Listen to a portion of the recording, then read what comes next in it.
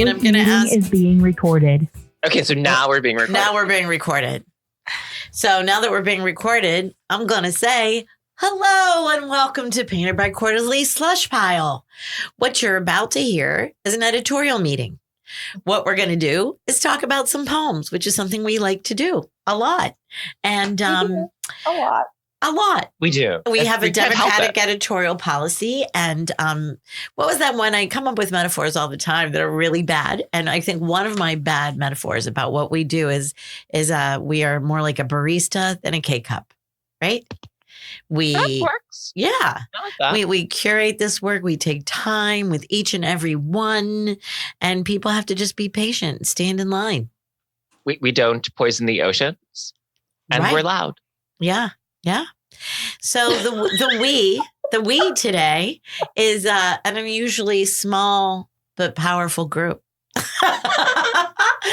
It is the triad of Kathleen Volkmiller, that's me, Marion Wren out there in Abu Dhabi, and Jason Schneiderman Right up here. there in New York. Hello. They can tell you a little bit more about themselves, but we have been working on this magazine together for a very long time. It's so long. What if we start really sometimes we do get on enough distractions, but what if we're really old and we're still doing this? And our voices gonna be are awesome. old. But if you had told us the ages that we are now, like when we started doing this, we'd be like, oh my God, that is so old. Yeah, we are so old. I guess we already are so old, aren't we? If you had God told damn us it. how old we were going to be when we were going to be doing this. Wow. It was a long time ago. Yeah, it has. It And was some a long people's time ago. eyes there would be a lot of raised brows, but Yeah. mostly because we look so hot, I think. And I was going to say raised brows because of Botox, right? Like we were Because of my frozen face that no longer moves. And my giant duck lips. And my duck lips and my come on, kids. I can proudly say none of us quizzical eyebrows. None of us have gone under the knife. There is yes, no we plastic. should clarify that we are aging beautifully plastic. and naturally. Yeah, we just well hydrated. We just drink a lot. We're well hydrated. We eat well. My We get a lot of organs are well sleep. preserved. We actually don't get a lot of sleep. Okay, we're already nattering on and we didn't even introduce ourselves properly. So I'm Kathleen Volkmiller and I am in the sound studio here in lovely Philadelphia. It's a beautiful day at Drexel University. And I am with our wonderful co-op, Brittany Ogilvie. Hey, Britt. Hello, everyone. There she is. Hi, here I am. And also in the studio is Joe. Joe's looking at nature photos. Oh my God. Hi, everybody. And out and across more than 6,000 miles away is many miles away. our lovely friend and poetry soulmate, Marion Wren. Hello, slushies. It's Marion. And I'm here in my guest bedroom, phoning home. It's lovely to be on this call. Indeed. It's lovely to have you. Bouncing it back up to Jason in New York. Hello, I'm Jason Schneiderman. I am in my office at the Borough of Manhattan Community College, and I found this Ricky Martin folder, a Trapper Keeper folder from the 1990s in this in this store. And yeah, so I'm looking at this I just had this beautiful, really dreamy picture of Ricky that is kind of keeping me going today. That's awesome. Trapper Keeper. A Trapper Keeper. I can't even remember the TV commercial, I think. Yay. Well, this is exciting. We have 3 poems to do in this episode by Sarah Browning. Speaking of old people, the first one's called For the Turkey Buzzards. Are old people buzzards, right? Yeah. Okay. Who wants to do that for the turkey buzzards? I'll take that one. All right. Thank you, Jason. For the turkey buzzards, who rise ungainly from the fields, redheads, almost unbearable to regard, crooked and gelatinous, how they circled their obsession on the scent of the winds, always circling back, returning to settle on that one dead thing that satisfies. The past to be pecked and pondered, forsaken fare for others, but for the scavenger, the favored meal, like us, the poets, who eat at the table of forgetfulness, ask the dead to nourish us, beg forgiveness as we circle and swoop, descend, fold our wings, bend to the maggoty flesh, gorge on the spoiled, glistening feast. Great reading. Thank Great you. reading. Sounds are great. All right. I have to tell you, I am a sucker for turkey buzzards, right? They are beautifully nasty looking birds, right? So I think Sarah does a terrific job sort of conjuring that image, especially with their crooked and gelatinous heads. Joe, could you please pull up a picture of a turkey buzzard for me? Do you know what, you guys? I was thinking about turkeys, and where I live, we have had wild turkeys, many wild turkey families hanging out. They get in your driveway. They won't get out. They're like stubborn. They're like the geese, you know, you got to wait for them. They're living their life. But wow, he just got us a turkey vulture. Wow. Yeah. They're gnarly looking birds. They are They're scary. beautiful. Look at that head. Oh my goodness. I guess I know what image we're going to put on the page for this one. Yeah. Well, what do we think? What do we think of this metaphor of our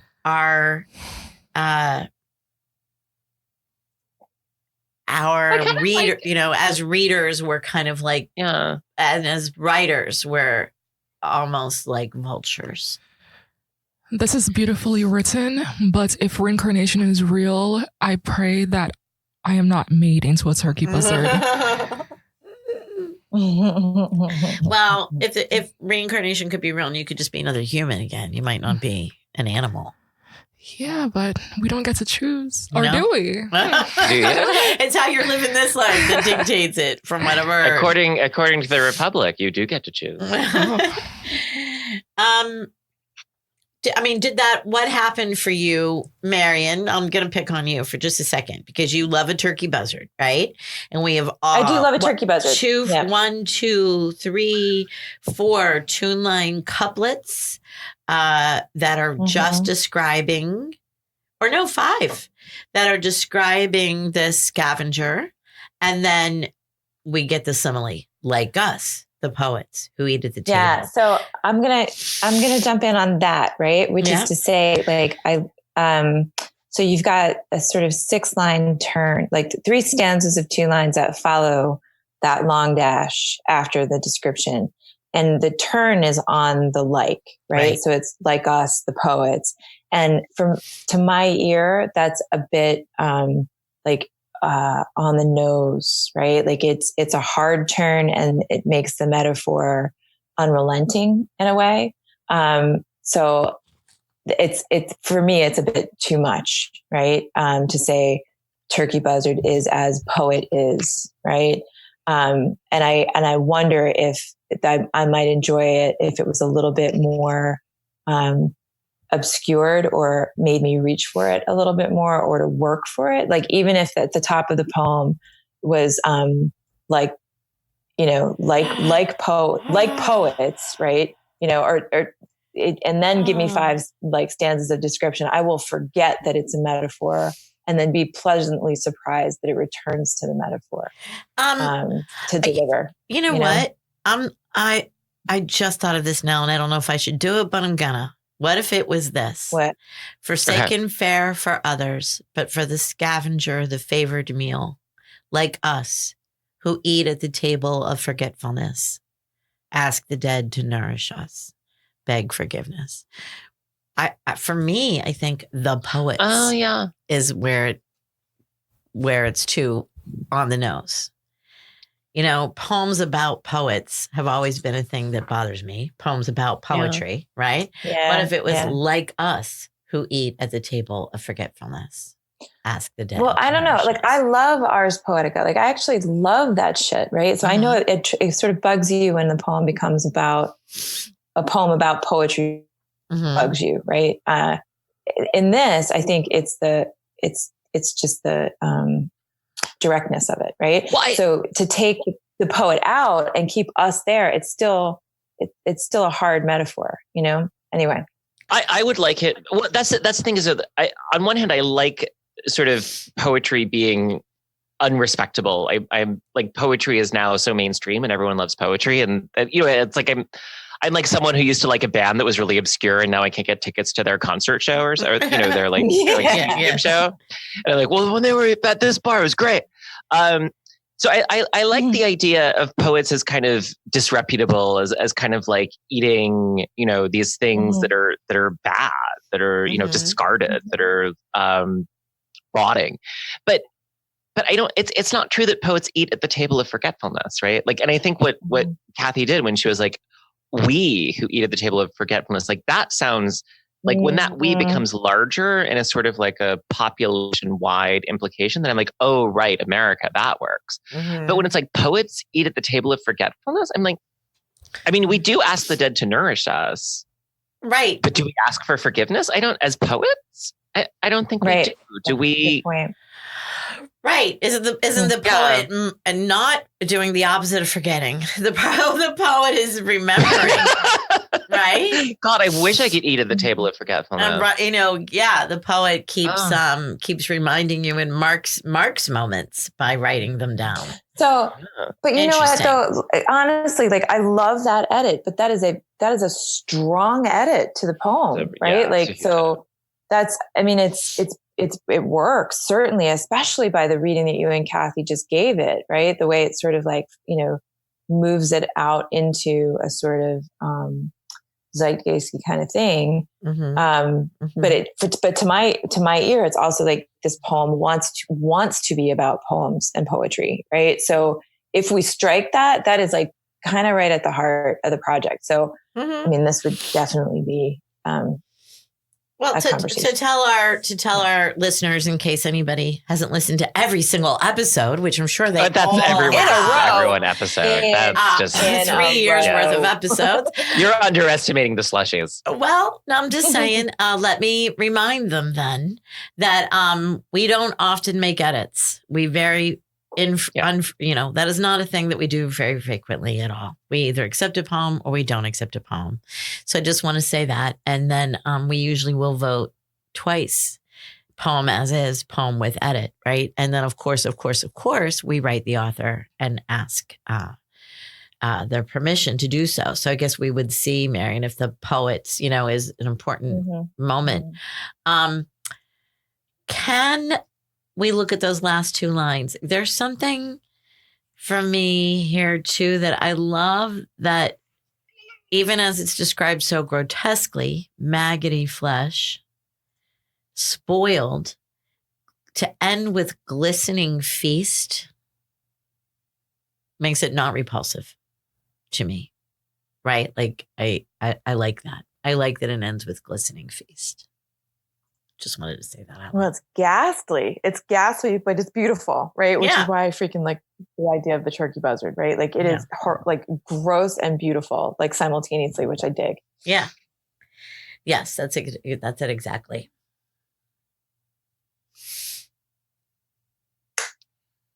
Should we vote? Let's do it. But how do we do it?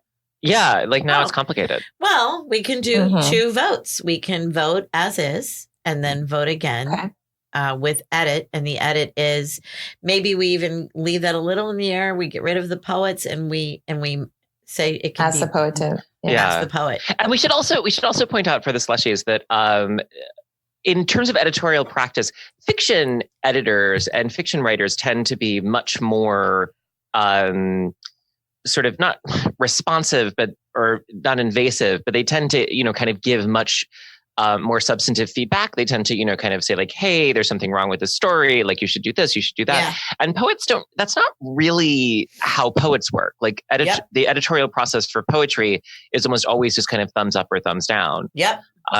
So this is definitely like something we've done. I could probably count how many times we've done this. Yeah. Over the many hundreds of years that we have been editing people. Being that we're buzzards. Yeah. Okay. So let's do the voting. Let's vote. First round of voting is as is. Are we ready? We're going to flip thumbs. Okay. 1, 2, 3. As is. Okay, that is a no for as is. Let's see what happens with edit. 1, 2, 3. And it's unanimous with edit. So that means we're going to have a convo with Sarah Browning. Okay. Interesting. Thank you, Sarah Browning. Yep. Thank you, Sarah Browning. We'll be talking to you. Thank you, Sarah Browning. Yeah. I guess we might even have a little addendum by the time we put this up. We'll probably have discussed it with her, and we can have a little asterisk note in the podcast pages, right? All righty. So we have 2 more by Sarah Browning, and the next one is Desire. And I would like to read this one. I'm going to be selfish elf. We ready?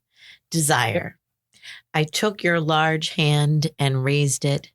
Just this, I said, the tip of a finger or two, just to the nail or so, into my mouth, which had dreamed of just that. You made a sound I hoped was a gasp, and I wanted, as I had for 30 years, to do it. Open my mouth and take your 2 large fingers all the way inside my throat, the size of them filling me. But I stopped in shame and desire. I blush writing, because you said we would say goodbye inside my rental car outside your hotel. Even now, days later, miles apart, I am hungry for such thick and full. Okay.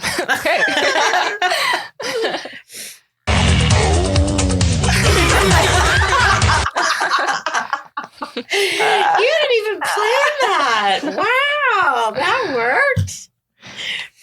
This reminds me of the song Ego by Beyonce. I was in the car with my dad and I was singing all the lyrics word for word. And my dad got so furious because it was a metaphor for something that is not appropriate to sing around your father. Wow. Yeah. Did you not even think about it? You were just enjoying, just having joy on Beyonce. Yeah, I was 13.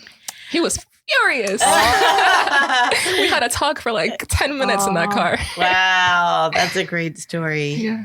It's like Take Me to the Candy Shop by 50 Cent. Yeah. As kids used to sing it, no one knew what it really meant. Yeah, I hear that.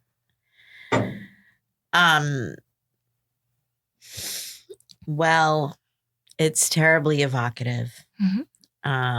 That's a way to put it. Yeah. And I love that it is, I love that it's just the tip. Had to. And yet it is so, oh my God, every word I say is going to be raunchy now. Yeah. I was going to say, and it's so satisfying. But it is.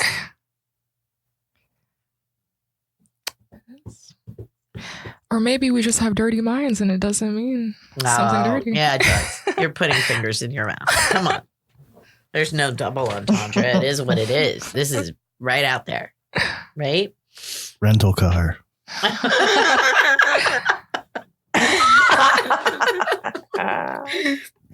Well, I want to, let's talk about that that like piece of the poem, because KVM, I'm with you, right? This is a totally, deliciously erotic, full of desire, lush moment, right? Mm-hmm. And it's so full of like, we get to the third to the last stanza, but I stopped in shame and desire, long dash.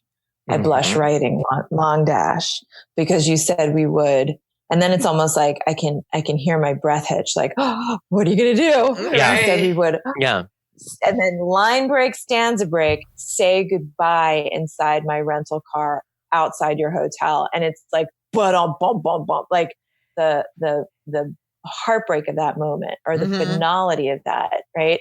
And then even now, days later, miles apart, I'm hungry for such thick and full.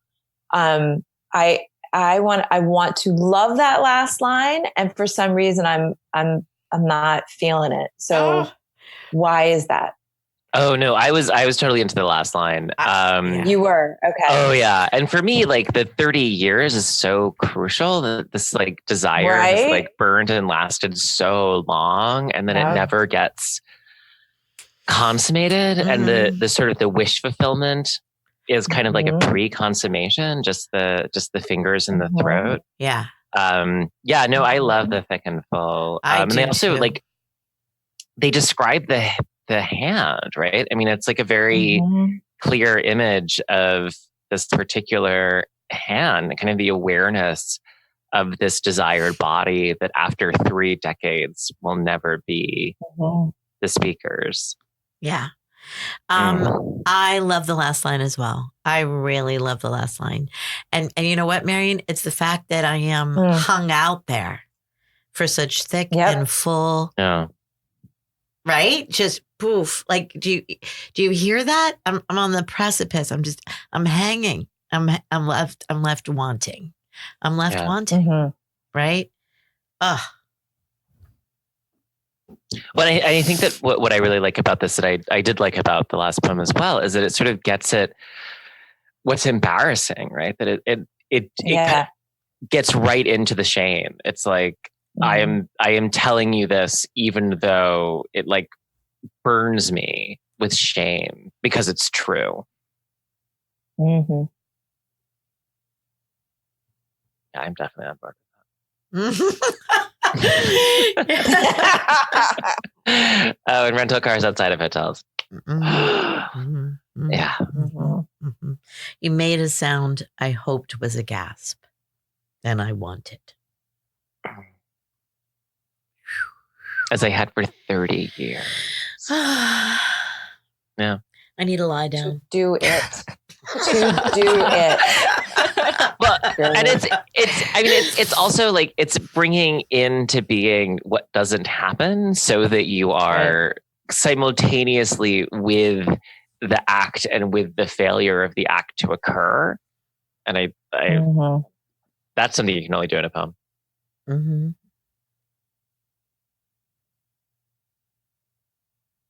Joe? Thoughts? You can just play that sound clip again. Hey, well, you know what? Wait, I have to geek out on this a little bit. And I know it's like the opposite of erotic to do this, but I want to come back to that last line because I can feel what you're talking about, right? Like that I am hungry for such thick and full. And yet there's this like intellectual part of my brain that's like, why does that work? And why does it work when it should be thickness and fullness? Like it's like I get, my brain is snagging there. But can you help me understand why that works? Why that quote error, right, is actually precisely what has to happen there? Like help. It's just so lizard brain. Like it doesn't, the language kind of. Yes. Yeah. Okay. And I think what I said too, that you're left wanting, I feel hung out there, for such thick and full. Right. So the incompleteness is what you feel. But for Jason, it's the lizard brain deconstruction, like the dismantling of grammar. I think, both things. There is, you said my intellectual brain will stop using that. That's not what this is about. Well, right. Well, no, Kathleen, of course I'm going to use it. I want to understand why I'm feeling the emotion that I'm feeling because of the craft of the poem. Like that's a choice that the poets made. And I want to know how it worked on me. Right. That's what I mean by my intellectual brain. And I guess I was trying to joke because Jason said, well, it's your lizard brain. Like you know what I mean? Just like feel it and don't question it. Right. I know that it works for me because like the word thick sounds more like a noun in this sense. And it works instead of just saying body parts. For me. So that's why it makes sense Britt. to me. Yes, I see that. I can see that too. That's interesting, right? Like, yeah. And how about the mouth dreaming too? Back to that second stanza. Into my mouth, which had dreamed of just that. The mouth had dreamed of it. The physicality of that, the lack of intellectual brain there too, right? Just Just Totally. desire. Just desire. That's what this is about. Desire.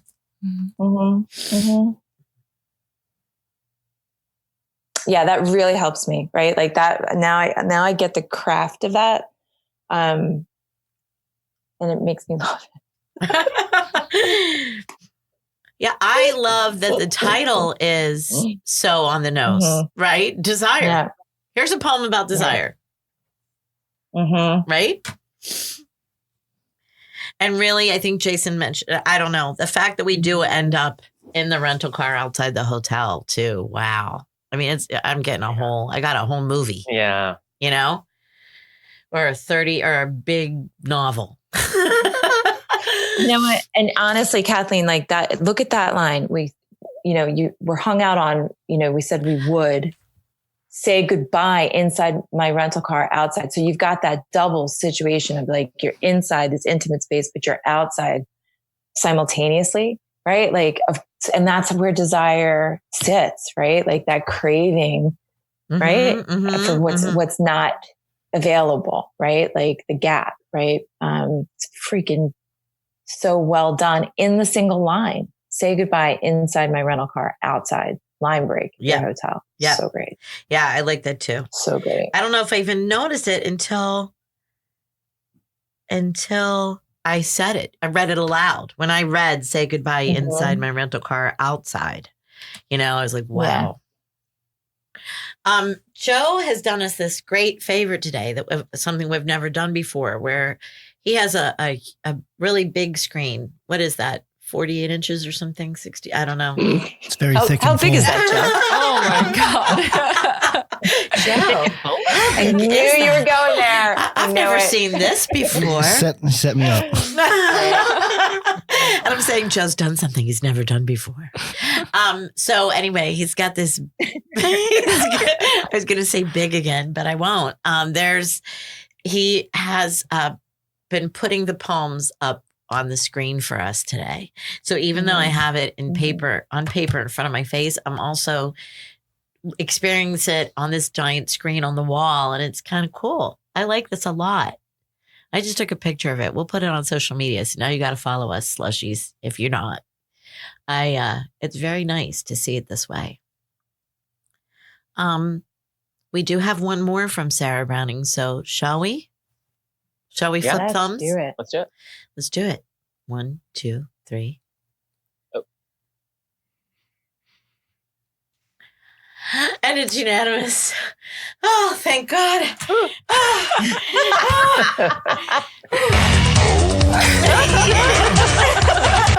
my God. Oh, thank you, Sarah Browning. Thank you so much, Sarah Browning. Okay. We have one more, and it's After I Knew. Britt, would you like to do it or? Sure. Oh, good. Okay. After I knew, I drove alone through the farmland of central New York, the open vistas and steep drops, towns with names like Lyle unexplored, their secrets hoarded, as I was hoarded my own secret then. I-88 was empty as always, and I followed its long, high valley, driving away from you. We had not yelled or broken mere things. I did not cry. I drove fast, but not recklessly. I stopped for a nap before Albany, a middle-aged woman sleeping alone in an aging geoprism. For a few more miles, I hoped I could just drive away. Nice. Thank you very much.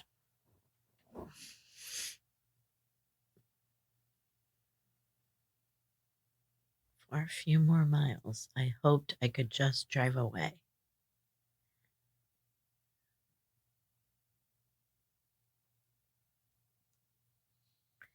We had not yelled or broken mere things.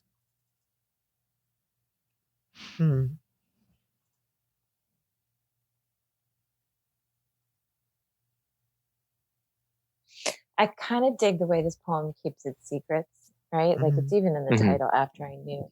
Like she doesn't tell you a thing, even though she's telling you everything, Yeah. And it's a really depressing image, right? At the end there, sleeping on the side of the road in your geo prison, right? Like whatever got broken here got all the way broken. Sure. You know? Yeah. I mean, it's interesting to me how in both this one and the previous one, you don't really know the backstory. Within Desire, like I kind of filled in all the spaces that I needed. Whereas in this one, I really want to know, I want to see this in context with other poems to kind of tell me what's happening. You know, Jason, that's exactly, it's hard to read it outside of the context of the one that we just discussed, right? Like my brain wants the two to be speaking to each other, but I don't know that they are. Right. You know what I mean? Like but it feels like there's much more that I'm craving. For me, they are absolutely separate. Absolutely different stories. Yeah. What I like about this one is the secret part that one of you guys mentioned. After I knew implies I've found something out, right? The speaker has found something out. But as I was hoarding my own secret then is fascinating, right? Because did the speaker find something out and still keep her own secret? Yeah, Kathleen, it's like, did she discover something and keep it to herself? Or is it like after I knew we were done, like after I knew this relationship was over, right? Like, and it's hard to know which of those. And I mean, I guess this goes to the sort of ambiguity, ambivalence question we talked about in the past. Like, is the poem giving you those two possibilities whole? Right. Right. I feel like it is intentionally not telling us, exactly, right? But I think if we're talking about logistics, I have more confusion at the end because I think she is driving away. But then it says, for a few more miles, I hoped I could just drive away. She is. But she's not. I mean, right? I mean, that's like the point is that when she drives away, it goes with her. We had not yelled or broken mere things. I did not cry. I drove fast, but not recklessly. That she's still very much who she is, but she's hoping she can get away from that. I hoped I could just drive. I mean, the way I read, I hoped I could just drive away is that she thought she could get away from it, and that she can't. That it goes with her. That experience, that memory, that everything is still inside her. It still shapes her and who she is. So are you saying that it's as if she had the fuel in the beginning to drive, but then after a while she realized that it's hard and she thought it was going to be to get to her destination? No, that she thought, she could just get away from it. And instead it kind of came with her. That by driving away, she thought she could leave behind the pain of the relationship and the history of the relationship. But it doesn't work that way. Right. And then as she's driving away, she's realizing like, oh, I can't leave because this is my history and I'm myself.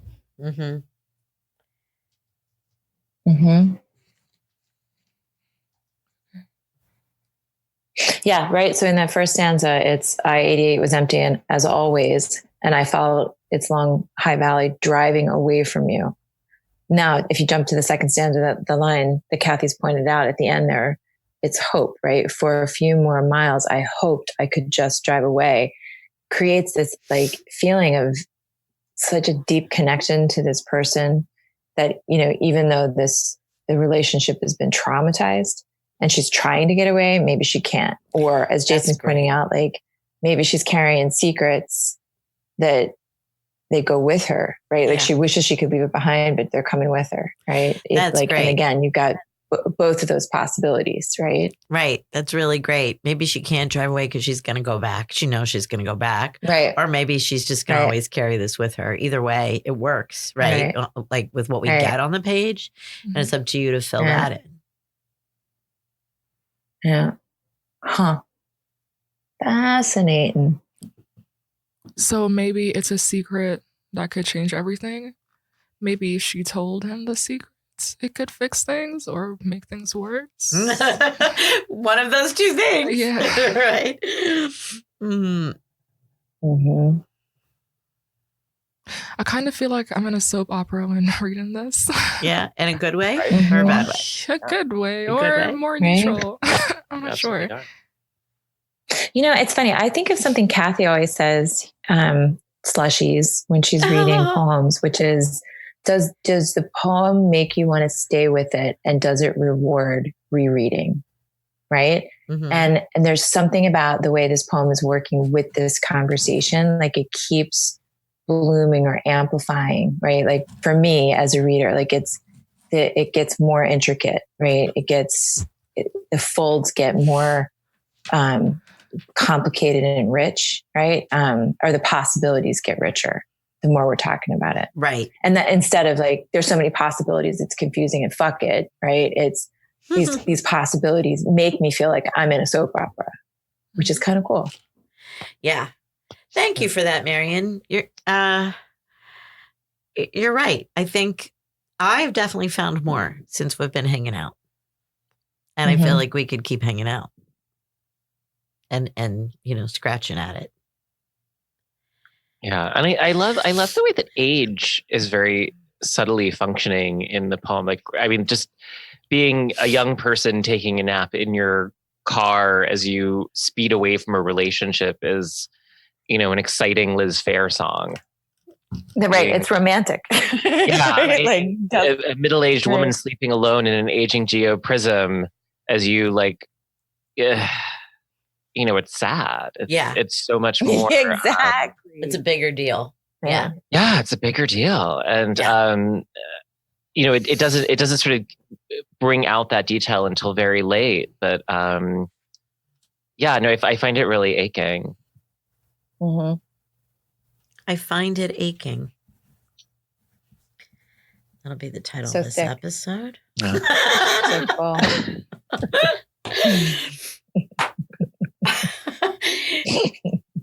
Oh, Sarah Browning, thank you so much for such a great 45 minutes here. This is definitely going to be the best 45 minutes of my day. I mean, I shouldn't say that. It's early for me. But let's vote. Let's do it. Yeah. Flipping thumbs. 1, 2, 3, vote. And it's unanimous. Woo! I'm so happy. Okay, so this is an interesting episode for sure, because we're going to talk to her about the turkey buzzards, and we were raising the roof on Desire and After I Knew. So yeah. Awesome. Thank you so much, Sarah. Thanks, Sarah. Listeners, you know what? I don't think I said once, but I know you're all loyal slushies and you know this, but the poems themselves are on the podcast page on our website, pbqmag.org. You can always read along, read in front of us, read behind us, whatever you want to do. So, yeah. Does anybody have anything else they need or want to say? Marion, don't hang up because Nicole had a dream of both of us, and I'm going to tell you it when we're done.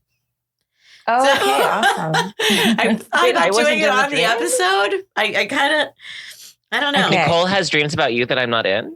Yeah, listen. You know what? I'm gonna read it now. I got this text. I'm a little hurt. I got this text from her this morning. Okay, wait, Nicole Callahan. Not Nicole Callahan. No, not Nicole Callahan. This is Nicole. Okay, you can. This other person can dream about you without me. You were jealous. That's better. If this Nicole had ever met you, she would probably dream of you. But this is the partner of a longtime PBQ editor, Brian Dickey, who hasn't been editing with us for quite a while now, but he's still a family friend, and we love him, and we love his partner, Nicole, and she had this dream. So I had this dream that me and you and Marion were at a bar, and Marion had the mom cut, with quotes, haircut, where it's short and it's all spiky in the back. And you guys sat in one chair, which I think we've probably done.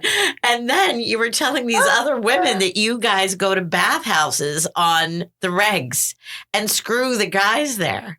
And I was just observing in shock at what I was hearing. And then we made eye contact and you saw that I was horrified, but you just kept talking. And then I lost my purse over and over again. Oh my God. What? Can we all just go, What? Wow. What? Yeah. Thank you for letting me share that with you.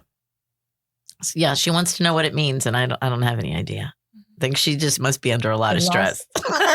It sounds like it. Wait, she lost her purse over and over again. Yeah. That's what the ending is, right? That's the ending. Okay. And I just kept talking, and then I lost my purse over and over again. Over and over again. Yeah, that's a great line. Honestly, like she should just turn that into a freaking poem. Yeah. Well, and so listeners, Marion has really curly hair. And I don't know if Marion could ever wear that mom haircut that she's describing.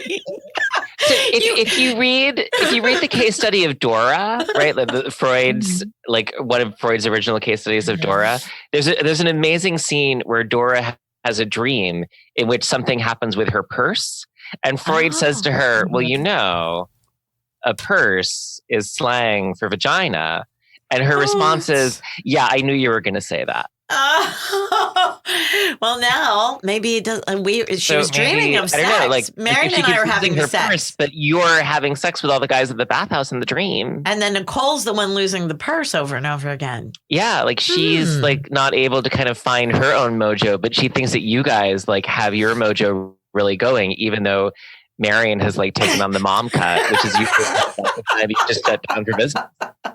Listen, I've gone deep image on the mom cut, by the way. I could never rock this. I could seriously. You would need a hair transplant. Is that a thing? Wow. You would need a hair transplant, babe. Hair transplant. It would never or a wig. I could, if I got it as a wig. No. I don't think I ever told you this, but there was I had a person stay in my apartment here in Abu Dhabi. And she was a student and she was graduating. And when they graduate, you only get to take a single suitcase home with you. This is important because she stayed in my apartment for the summer to watch my cat and left a ton of shit behind. I mean, like a ton of stuff that wouldn't fit in her suitcase, right? Everything from like LSAT books to a bag of wigs. I kid you not. A bag of wigs? So, a bag of wigs. Right? How many wigs fit in a bag of wigs? Like 5 wigs. I got a red one, a brown one. Like costumey or like real hair, like you would wear to disguise yourself as a spy? Unclear. Maybe she was a spy. So every time we get like rip shit drunk, the bag of wigs comes out and everybody's like, so I'm going to go get a mom cut wig and see if I can rock this. Okay? I love it. I love this whole story. Bag o' wigs. Everyone needs one. Bag of wigs. That might be the title of the episode. Bag of wigs. Hashtag bag of wigs. Hashtag bag of wigs. Bag of wigs. Oh my! What kind of party is it? Is it a bag of wigs kind of party? What kind of night did you have? A bag of nights? A bag of wigs. A total bag of wigs. That night was a bag of wigs. Bags of wig night. Love you too. Bye. Oh my goodness. Oh, Sarah Browning. I hope you don't mind. You know that we love Sarah you. Browning. And we thank you so much for letting us read your poems and get silly afterwards. Thank you to our listeners. Thank you to Sarah Browning. Thank you to Britt the Co-op. Thank you to Joe Zhang, the wonderful sound engineer. And everybody, keep reading. Woohoo! Woohoo! Bag o' wigs. Bag o' wigs. So that's why you wanted me to stay on the phone, but you told me the story. I know. It seemed appropriate so with desire. Yeah. Totally. Back to you, love. Is that Joe singing? Clear. Joe, it's put on this beautiful little moment from Gillian Welch's I Dream a Highway. Oh, nice.